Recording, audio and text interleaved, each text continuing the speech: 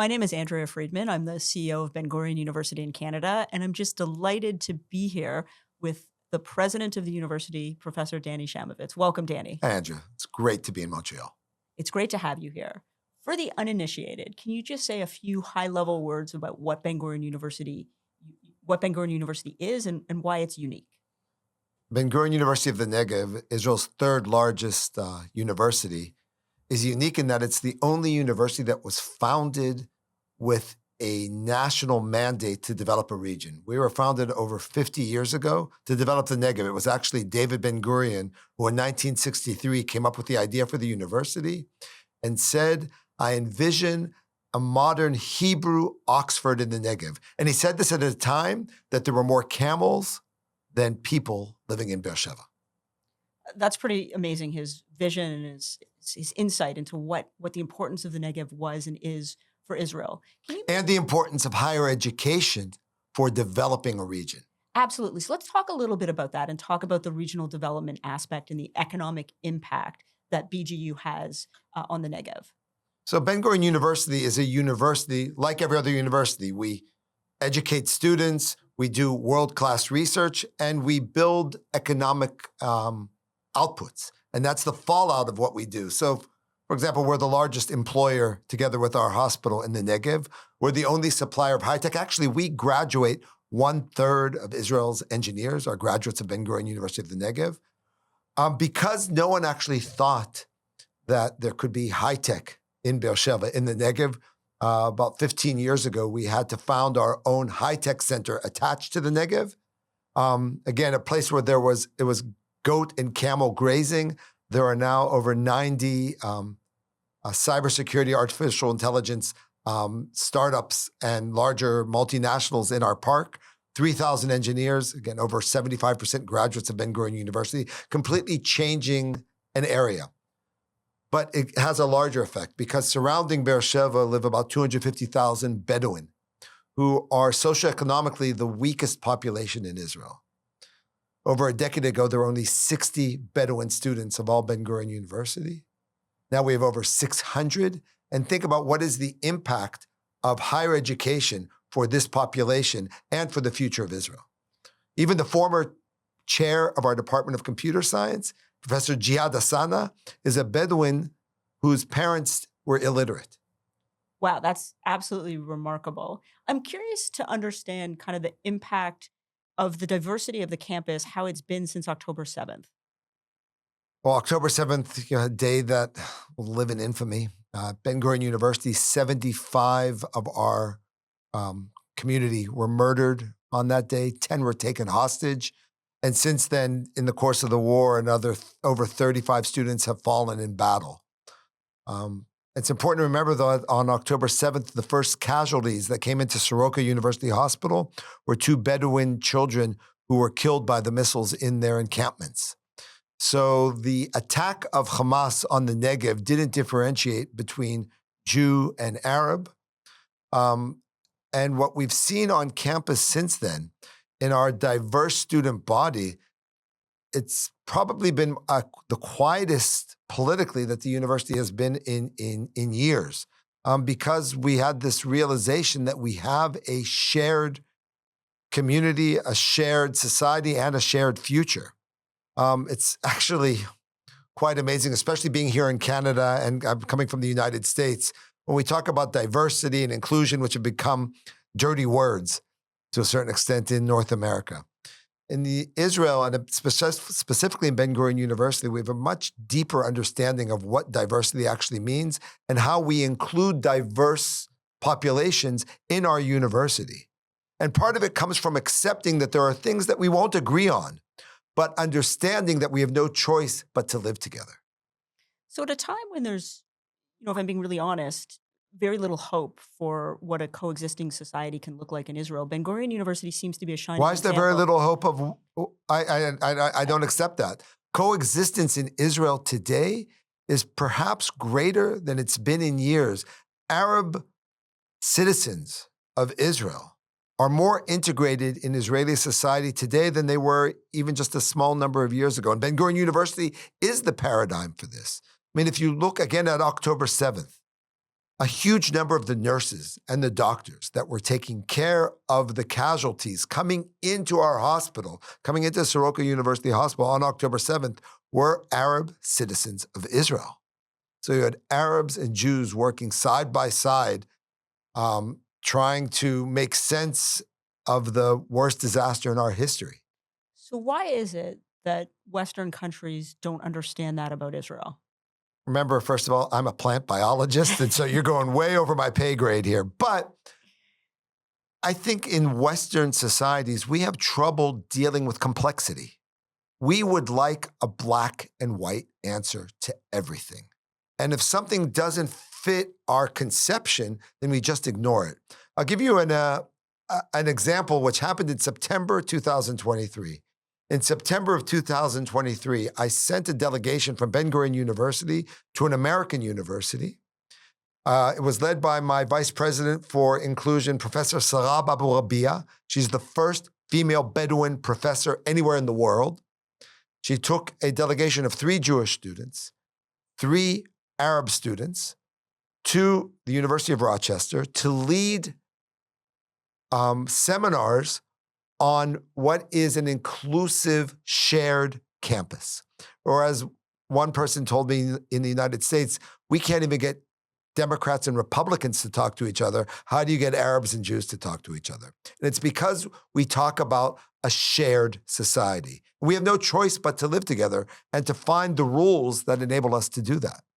I find your optimism to be so astounding and such a model for what we all should be feeling and doing. And when I take you back a few weeks to the Iranian missile attacks, of which the campus was targeted not once, not twice, but 3 times with missiles, talk to us a little bit about what happened. You were there that day, and talk to us about how you managed to maintain your optimistic outlook despite all the bad stuff that's happening. So on that Thursday, I guess it's approaching 5 weeks now. It's amazing how quickly things move on. We all hear the sirens, and at 7:20, it was in Beersheba, 7:25, I believe. And I immediately get phone calls because my faculty members were just driving to the campus and saw the cloud come up above Soroka University Hospital. Soroka and Ben-Gurion University are separated by a road, and actually part of our campus sits in the Soroka campus. And that first missile hit what's called the old surgery building. And in the old surgery building, 2 of the floors belonged to Ben-Gurion University, where we had medical research laboratories. Unfortunately, we have a lot of practice in disaster over the past 5 years. And so we have protocols in place to know what's going on. Our emergency committee was up and in contact by 7:30. And our security personnel were making the first rounds around the campus to see if there was anyone injured. And there were 2 people slightly injured, 1 student who decided not to go into a safe room who was hurt by cut glass. We don't have insurance against stupidity. And another person who fell running to the safe room. But aside from that, there were no injuries because we were prepared.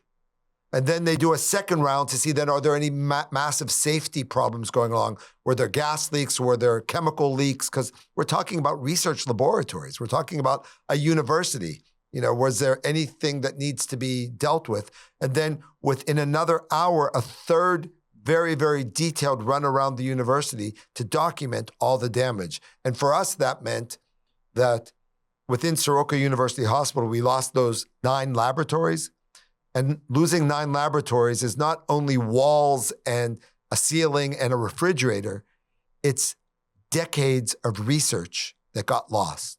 We all have backups of our emails and of our data in the cloud, but you don't have backups of DNA and of transgenic mice and of biological samples. For example, one of our professors, Professor Udi Ohana, who studies Crohn's disease and colon cancer, all of his samples got lost. And he had just patented a peptide which could be used as a medicine against colon cancer.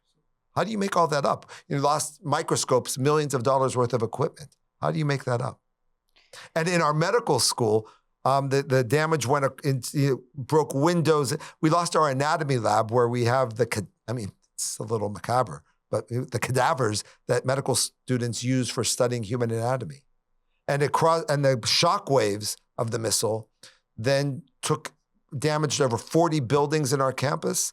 Over 1,000 windows and doors were blown open. It's like a second night of broken glass in the Jewish world. I hadn't thought of it in those terms.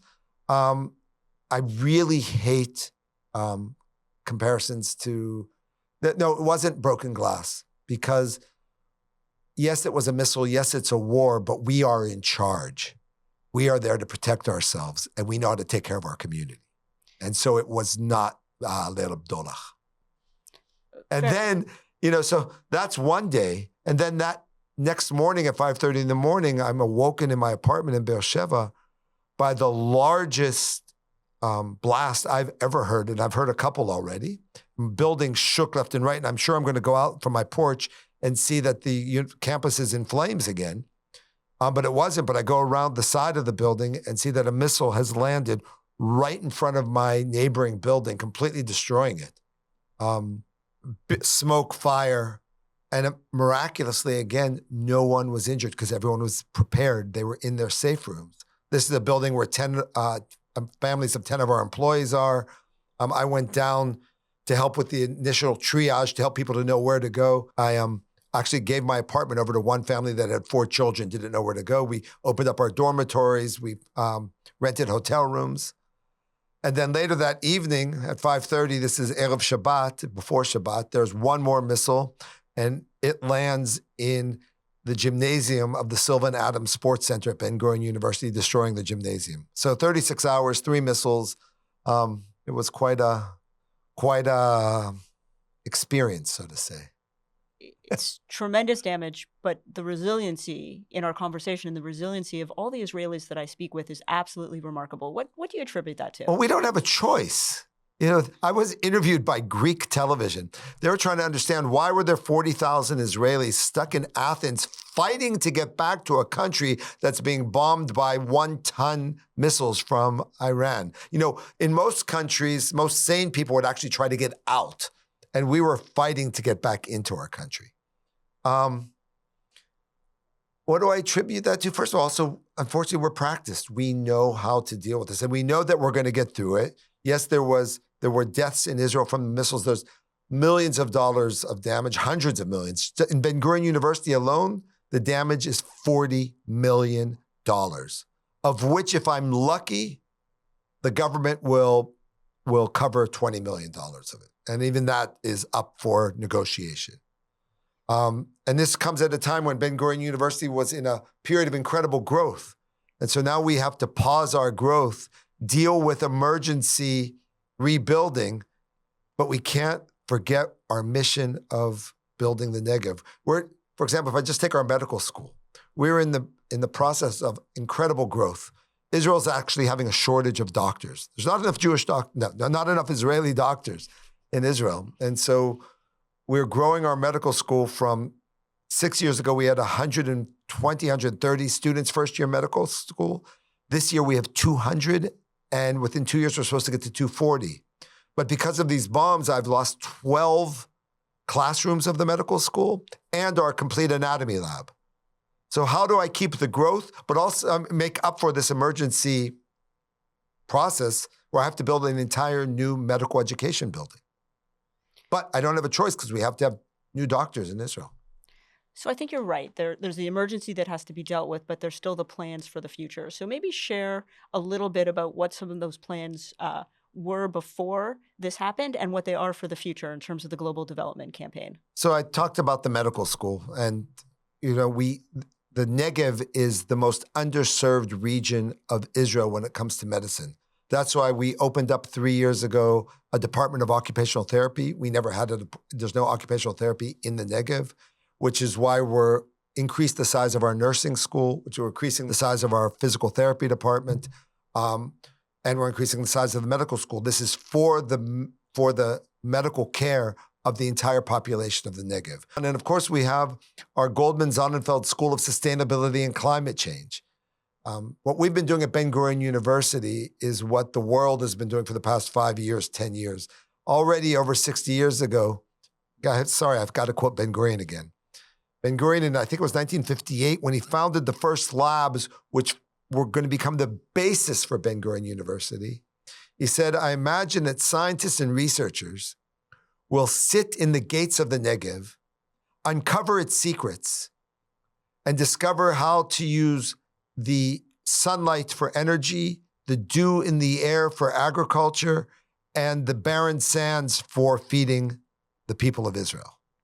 It's 1957. Who was talking about adapting to climate change, learning to live? So for us, living in the desert wasn't a choice, it's a prerogative. We have to. And so not only have we learned to live in the desert, we've learned to thrive in the desert. And it's all because of research coming out of Ben-Gurion University, both in our Beersheba campus and in our Sde Boker campus and in our Eilat campuses. Actually, people from all over the world come to learn desert studies through our Goldman Sonnenfeld School of Sustainability and Climate Change. It's quite remarkable, and there's a lot of international students there who have almost exclusively stayed after October 7th, which is really a tremendous And testament. those who left fought to get back. During the 12-day Iranian war, whatever we want to call it, the Chinese government and the Indian government and a few others, and Ethiopia and Kenya actually forced their students to leave. And I just made an emergency travel fund to bring them back because they can't afford to fly back. But over 90% of the students have now come back to Ben-Gurion University. Amazing. That's wonderful to hear. BGU Canada is a fundraising organization. Our job is to help give you the resources you need to fulfill David Ben-Gurion's dream for the Negev and for Israel. Talk to us a little bit about philanthropy, why it's important to the university, and because this is BGU Canada, any theories as to why so many Canadian donors in the past and hopefully also in the future support Ben-Gurion University of the Negev? First of all, BGU Canada is, someone needs to do actually a research study on the impact of Canadian Jewry on Ben-Gurion University and how a small committed community can have impact way beyond its size. It's really something outstanding, completely outstanding. But Ben-Gurion University is dependent on philanthropy like any university in the world. The government pays my salary. The government pays for electricity and the government pays for teaching costs. But all development, all buildings, and this is even before missiles fall on us, all new programs, anything that's exciting, like any university in the world, including the richest universities, is dependent on philanthropy. And we're very, very lucky to have this incredibly committed group of both professional leaders like yourself and the lay leadership who really sets the tone. If I think the effect of Canadian philanthropy on Ben-Gurion University, give a couple of examples. Ben-Gurion University houses one of the world's premier institutes of autism research, the best and largest in all of Israel, but I would say one of the best in the world, and that's the Israeli Institute for Autism Research at Ben-Gurion University. I'm meeting later this afternoon with the President McGill about collaborations in autism research between the two universities and the effect of the Israeli Foundation on getting these connections. We, of course, another incredible example from Montreal, Sylvan Adams, where we have both our Sylvan Adams Sports Research Center, the Sylvan Adams Sports Complex. Now we have the Sylvan Adams campus at Sde Boker. And it goes on and on and on. Canadian philanthropy has enabled Ben-Gurion University to take its place on the world stage. Well, thank you for that. Thank you so much for taking the time to talk with us today and for coming to Montreal and really for all the incredible work that you're doing, really being a crisis president of a university. It's not easy, and you make the job look much easier than it is. So for that, I say thank you very much. Thanks very much.